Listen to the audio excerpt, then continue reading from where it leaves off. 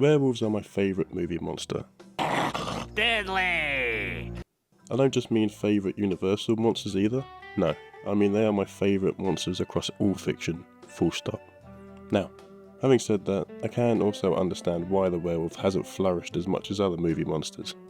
The werewolf doesn't quite have as much mileage as the others, story-wise. It's a pretty simple premise.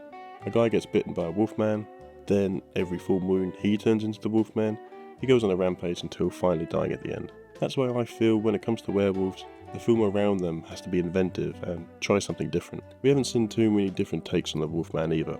More modern movies that cover lycanthropes don't typically have them as the protagonist. Usually they're side characters in a larger story, or the villains. What I mean is, we don't get a lot of werewolves being front and centre, which is peculiar. We get tons of Frankenstein adaptations, and I've lost count how many Draculas there are. Even The Mummy gets more films, so why not The Wolfman?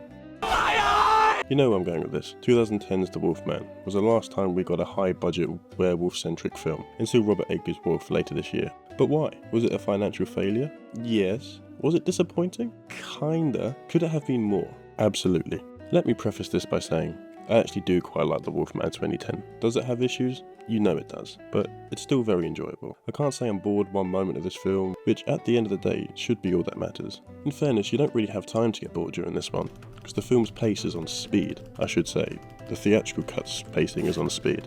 I didn't realise this before, but for all these years I've been watching the extended cut of this film, the cut that comes standard with all the DVDs and Blu-ray copies. So when I sat down to watch this on Amazon Prime, I was kind of dumbfounded by how fast this film moved. The director's cut has us sit with Lawrence for a few scenes before he arrives back home. Now, I can see why an editor might cut these scenes. They don't exactly advance the plot all too much, but personally, I think they're important in letting us get to know Lawrence, make us care about him, so we actually give a shit when he does start becoming the beast. But the reason the director deleted these scenes are, and I quote, to push the story along so the audience would get to the first Wolfman transformation scene sooner. I find this kind of funny, because this came out in 2010.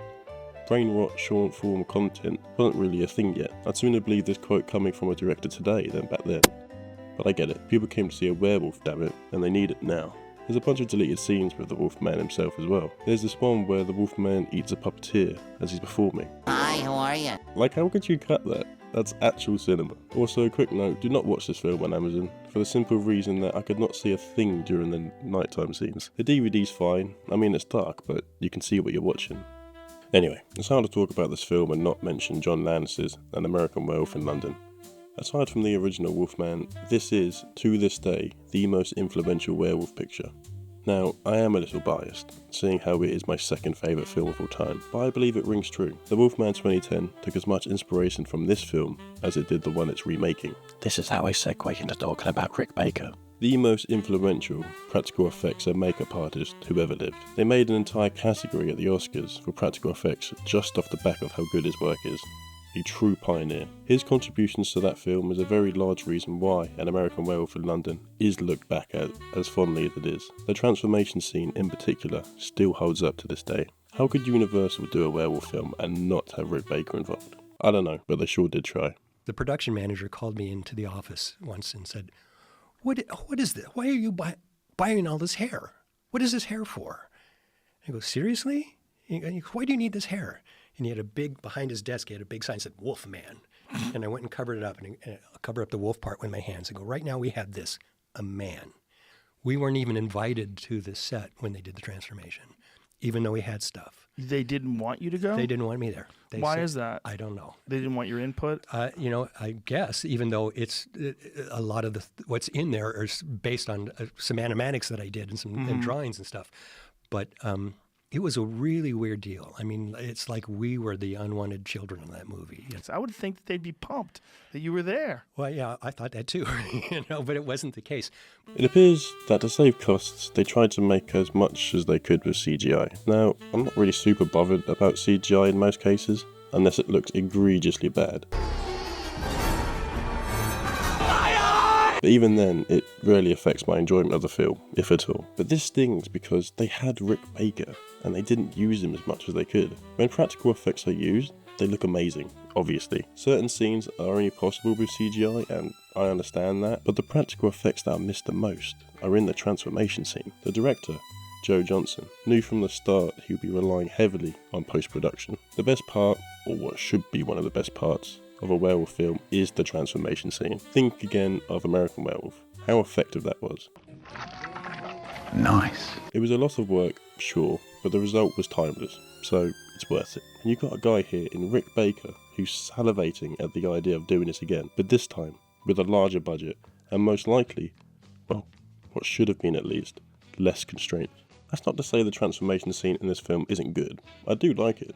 I love the way his body cracks and tweaks out of place as his fingers slowly move out of their sockets and teeth fall from his skull. That's sick. It's a lot faster of a transformation than American Werewolf, but that works for this film, because he's less of a hound and more of a man. This wolf's pretty much bipedal, only sprinting on 4 legs, and sometimes not even that, but a faithful modern recreation of Lon Chaney's beast, which I do love. As I'm sure you could expect, there was a lot of trouble during pre-production and reshoots, causing actual production to run over schedule and budget, ballooning the initial $80 million budget to a reported $150 million. The film's original release date was scheduled for November 2008, but wouldn't see the light of day until February of 2010. It went through all the trials and tribulations that are common nowadays among big studio films, replacing directors, rewriting of scripts, and reshoots. With all this in mind, I think it's commendable that the film came out how it did. We've seen films that have had the same issues released in far worse estate. The cast was pucker as well, having Benicio del Toro at the helm alongside Emily Blunt, Hugo Weaving and Anthony Hopkins assembling our main cast was a good sign, although Hopkins does sound pretty bored in a lot of his scenes. Hans. Holy Mother of God. Del Toro really shines as this troubled actor carrying a heavy past with a lot of demons. He works well as the tragic werewolf. Hugo Weaving is good as well, being the one, come the end of the film, spoilers, to carry the curse, being bitten by the werewolf. Which, side note, is totally Emily Blunt's fault.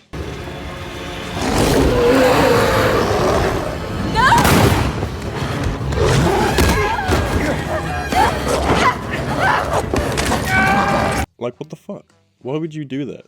I get she knows it's Lawrence, but still. She ends up killing him 2 minutes later anyway. Oops. Sorry, mate.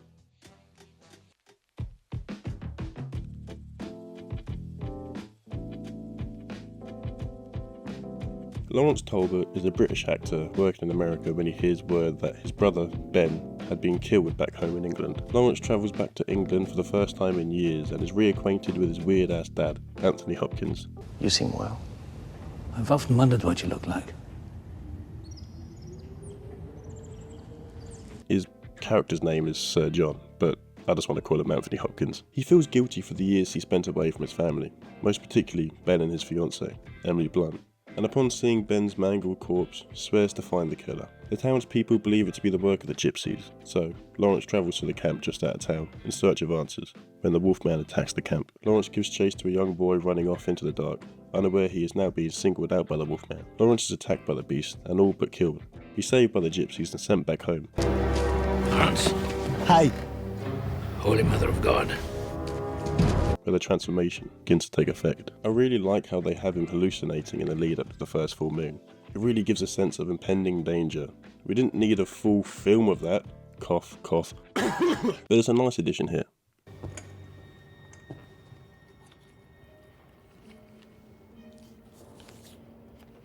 Is everything all right?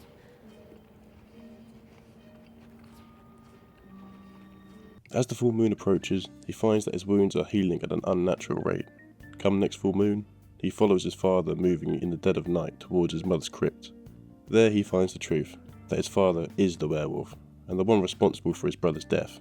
It's too late to do anything about it though, as he begins to transform into the Wolfman. He kills the hunters in the woods, going on a bloodthirsty rampage. The next morning, he comes to, covered in blood and disorientated, just in time for Hugo Weaving to arrest him. He's sent back to the mental institution his father sent him to as a child, where they intend to fix his mental illness by means of torture, outlaw style. He's visited by his father, who reveals to him that he is also responsible for his mother's death as well. The main evil doctor at the asylum attempts to prove that Lawrence's claim of being a werewolf is purely fiction, and to do so, he locks himself in a room full of guests during a full moon for maximum effect, during which Lawrence obviously turns, giving us the best scene in the film as he lobs the evil doctor out of the window.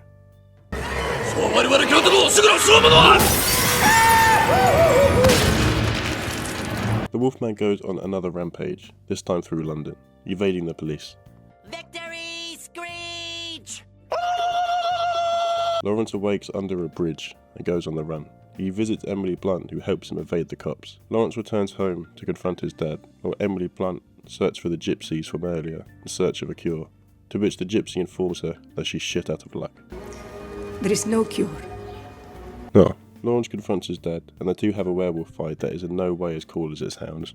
It just sorta looks like a botchy wrestling match. Watch out! Lawrence's Wolfman kills Hopkins. I didn't need to see that. Bites Hugo Weaving, legs it back to the woods, where he finds Emily Blunt. She sort of seems to be getting through to him, but noise behind them startles him. What the hell's going on here? And she shoots him in the chest, killing him. We end on Hugo Weaving, laying seeds for a potential sequel, as he carries the bloodline of the wolf.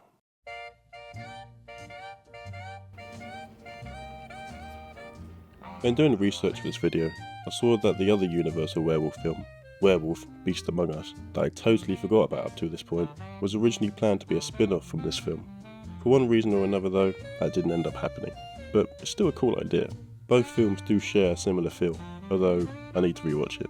I would have liked to have seen that though, maybe with Hugo Weaving being the new Wolfman, but potentially that's just more of the same.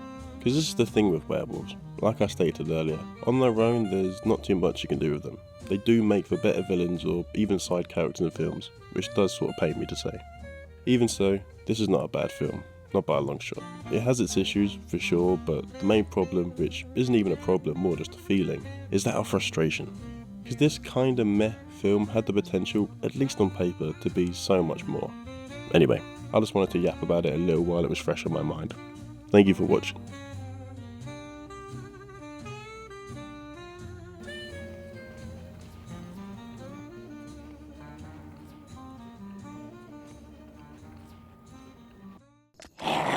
Deadly!